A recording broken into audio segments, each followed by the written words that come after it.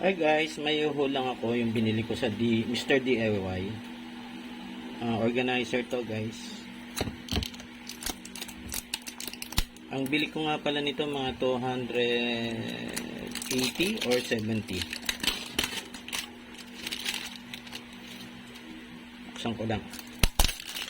Kasi marami na akong bubot. Kung saan sana lang nakalagay, kaya bumili ako nito.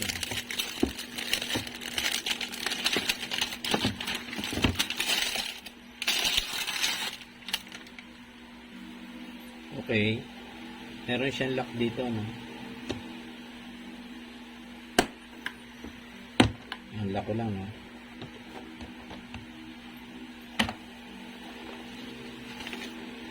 Tanggalin ko to.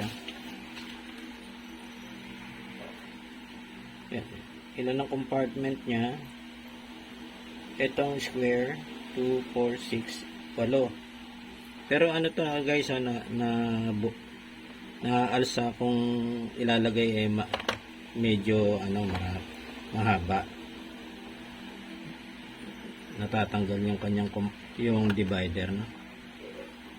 Yan. Tapos dito merong dalawang mahaba dito. So 8, 10 lahat, no? 4, 6, 8, 10. So ilalagay ko na yung aking mga ibubot. So una itong aking mga shrinkable tubes, no? Ito ko na kasi mahaba ito eh. Ito ko na ilalagay. Yan. Halo-halo na siya dyan, ano?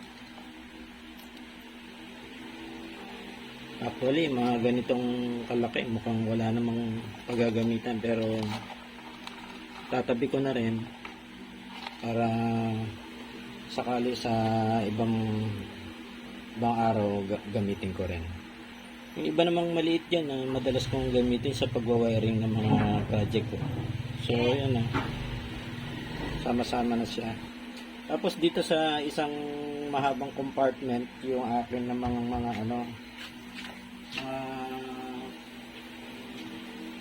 potentiometer, yung pang electronics, no? Yan yung aking mga transistor, no? Dito na lang. Kahit itong potentiometer. Kasi madalas ako magpalit ng potentiometer. Yung mga generic amplifier natin, no? Pagka medyo hindi na maganda yung tunog, yung mga technician ginagawa, pinapalitan na yung buo. Kasi nag-deteriorate rin sa gamit.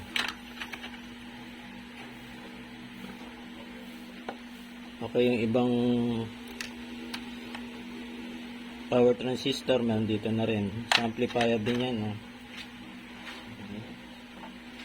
Meron pa ako dito. Dito sa maliliit, maglalagay ako dyan ng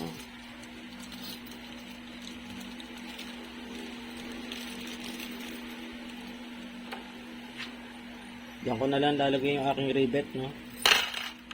Yung rivet, kahit na anong size dyan, sama-sama na siya dyan.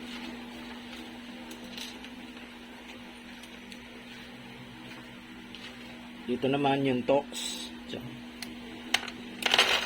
Yan, tox. Yung iba, pagka yung tox, subuan nyo na ng tornilyo, no? Para ready to use na siya. Hindi na kayo maghahanap ng tornilyo. Okay.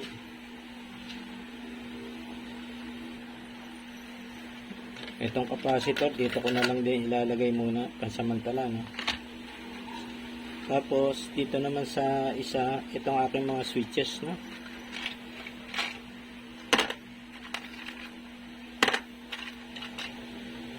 Yan.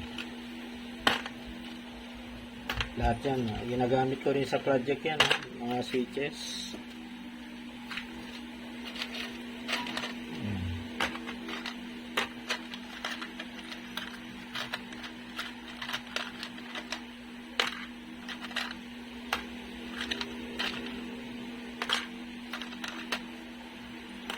Ngayon to, capacitor, ginagamit ko sa demo. Dito ko na rin sa sa lalagyan ng electronics muna. Sama-sama na lang muna sila dyan. Capacitor. Ito. Yan. Ito, meron din ako nito, pambind ng alambre to, no? Pag nag-splice.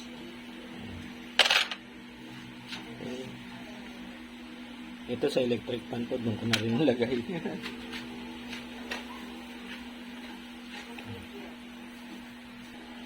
Ang aking wires, dito na lang din, pang project. Yan na, wala na ba?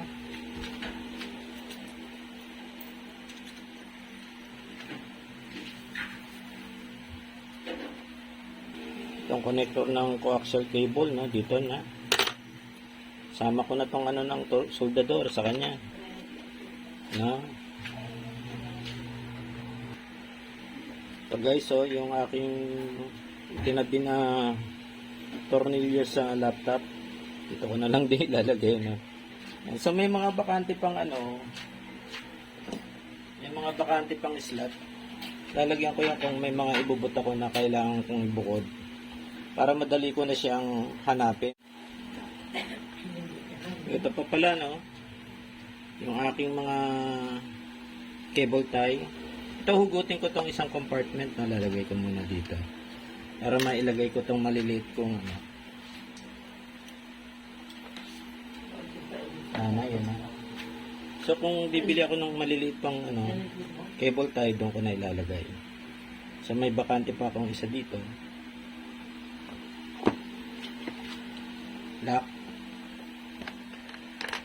Ang lock naman ito, ganun lang. Okay.